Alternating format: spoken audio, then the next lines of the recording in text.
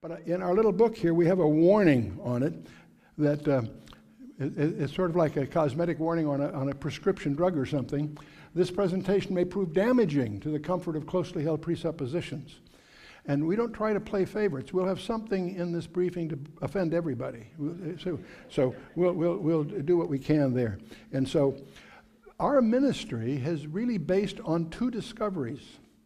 And these discoveries you should not take because I assert them. I want you to challenge them in your own study. The discovery is that these 66 books that we glibly call the Bible, even though they were penned by over 40 different guys who didn't even know each other. And yet, despite that, there's 66 books, over 40 authors, and this was gathered over a period of about 2,000 years. Now, the significant discovery that comes out of this is that there are two discoveries. The first is that these 66 books, penned by over 40 different guys over several thousand years, is an integrated message system. I'm using that as a technical term. I'm not saying that there's a theme in the Old Testament fulfilled in the New. No, much more than that. The thing you need to discover is that every number, every place name, every detail in those 66 books is there by deliberate design. And that's something you need to discover for yourself, because once you discover that, it changes your perspective in regarding the integrity of the whole, not just in broad brush sense, in a very detailed way. When you discover that, you stumble into a second discovery about that the origin of that package had to originate from outside our time domain.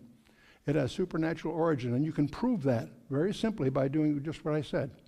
So I want to challenge you with that and to dwell on that as we go.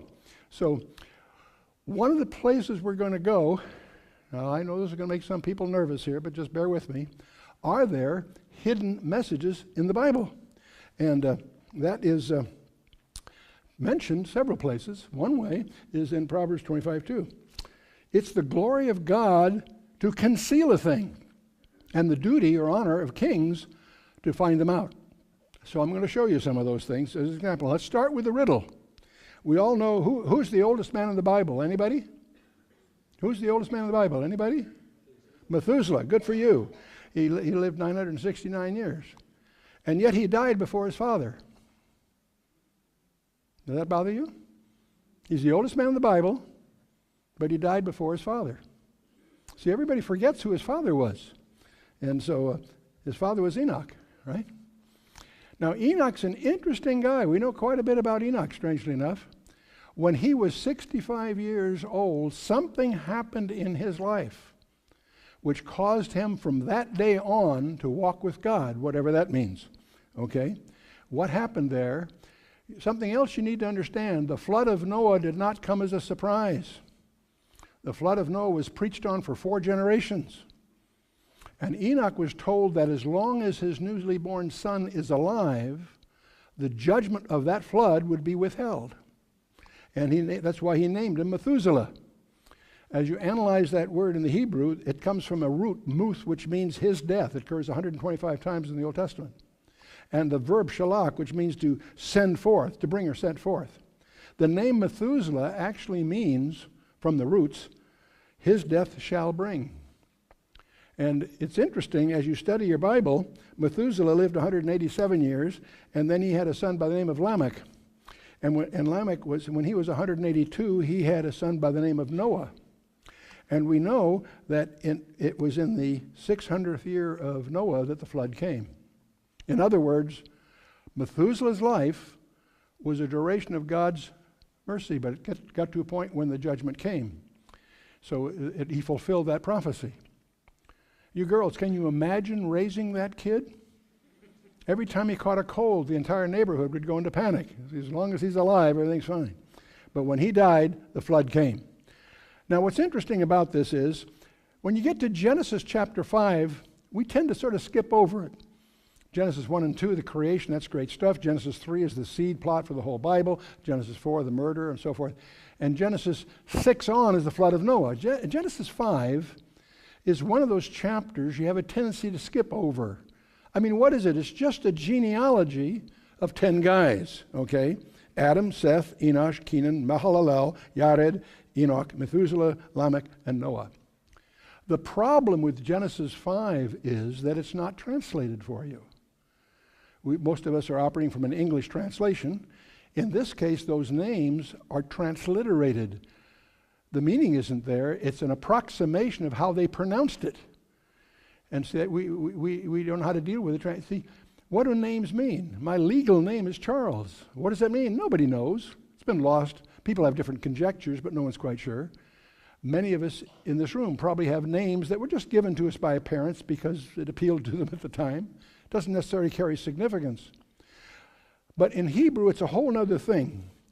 Many of you may not realize that Hebrew is the only language that's sememic, not just phonetic. Most alphabets are phonetic. They lend insight as to how you pronounce a word. Hebrew is unique in that the original Hebrew, the Paleo-Hebrew, symbolized a concept, not just a sound, a meaning. The first letter was written sort of like an oxen's head. It represented strength or first.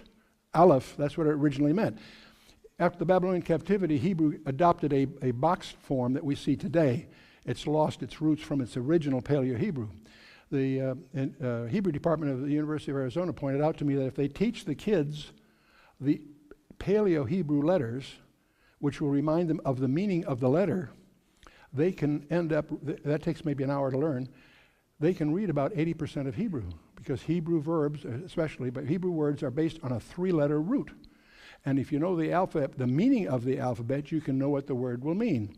The aleph there typically means first or strength, or leader, if you will. The second letter is bet, originally written like it is on the left. Today it's written a little differently, but that bet represented a house or home. And bet, that's what it means. It means house or family. Bethlehem, the house of bread. Bethel, the house of God. See, the letter itself carries meaning. It's a sememe, not just a phoneme. And so if you take an aleph and a bet together, that's the first or the leader of the house. Who's the leader of the house? That's their name for father, you see. Abba, father, okay? And if you take the letter he, which is a breath, like an open window or two arms reach up, the word he is a breath or spirit, if you will. If you put a he in the middle of the word, it represents the essence of that word. And if you take, it comes from hands lifted up, what have you. So it means behold or revealed or wind or spirit. Breeze, wind is a he. And so if you take the ab, the aleph, and the beth, put the he right in the middle of it, that gives you the essence of the Father. You following me? What is the essence of the Father? It's the word is love. Ahab is the Hebrew word for love. See, the point I'm trying to get across is in the Hebrew, the letters themselves carry the meaning, not just the sound. And that's why if you understand that, you can generally infer the meaning of the word from the structure of the letters. And so now remember Abram and Sarai, I should say, changed their name. When God changed the name, what he did was he added a he in the name. He inserted the Spirit of God in their lives, and Abram became Abraham and so forth. Well, let's get back to our little genealogy. Bear with me in Genesis 5. The first one is Adam, and that's pretty straightforward. Adamah means man, no problem there. So his son, Seth, means appointed. In this case, chapter 4, the earlier chapter in Genesis, Eve explains it. Eve said, "For God hath appointed me another seed instead of Abel, who came slew." So the name Seth means appointed. Okay, we're getting somewhere. The next one is Enosh, and that is a verb which means mortal, frail, or miserable, from the root anash, which is usually used of a wound or grief or something like that. Pretty tough handle to go through school with. He has a son by the name of Kenan. Not Canaan, as some of your Bibles say, it's Kenan, because Balaam, in fact, does a pun on those names in Numbers. But the point is, that word can mean sorrow, dirge, or elder. That's another tough label to go through school with. You know, hey, sorrow, you're on our team. You know, it's a pretty tough name. So when he has a son, he says, enough of this. He named his son a mouthful, but a great name. he called his son Mahalalel. Mahal, which means the blessed or praised one, and El, of course, the name for God. So Mahalalel, it's a mouthful, but what it means is the blessed God or the praised God. So far, so good. Now his son is named Yared, which is a verb meaning to come down, and there's a whole story behind that I'll spare you for this particular discussion.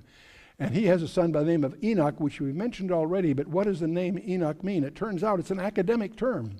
It means commencements or teaching, if you will.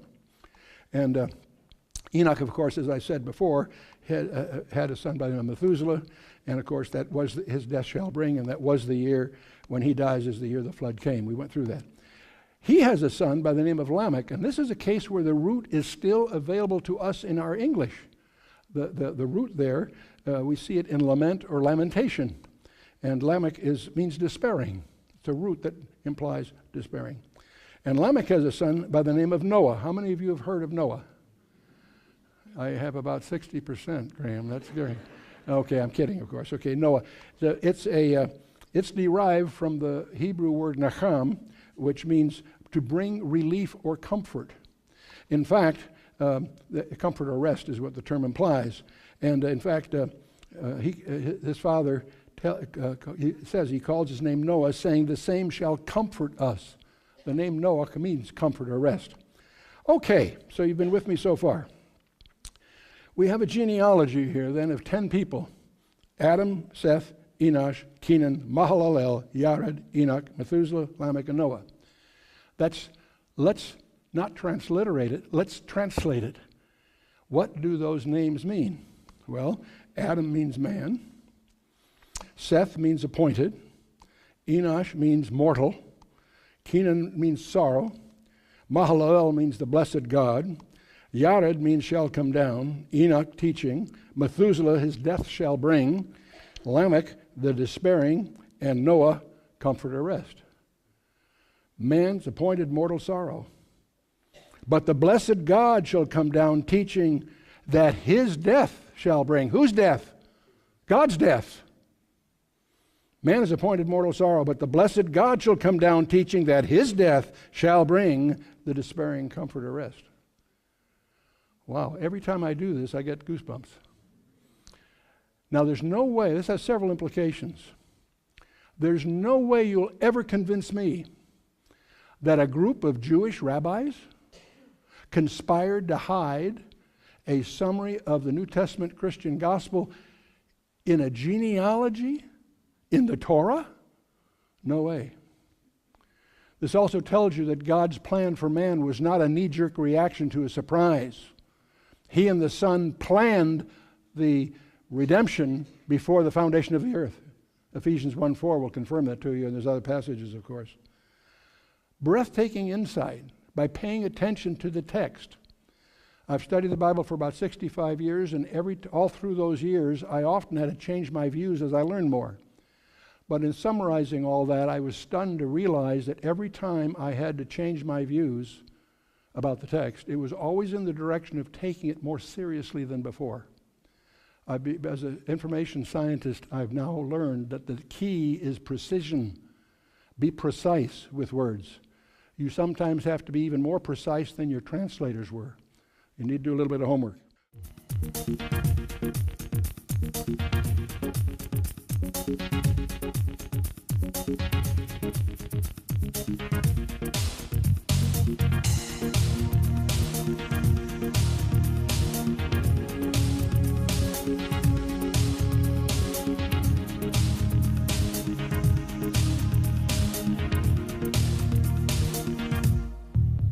Using that as a technical term. I'm not saying that there's a theme in the Old Testament fulfilled in the New. No, much more than that.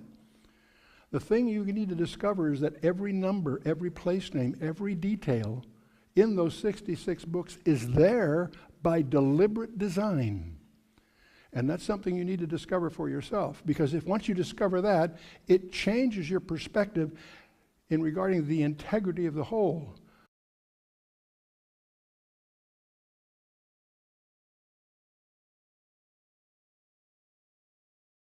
But in our little book here, we have a warning on it that It's sort of like a cosmetic warning on a prescription drug or something.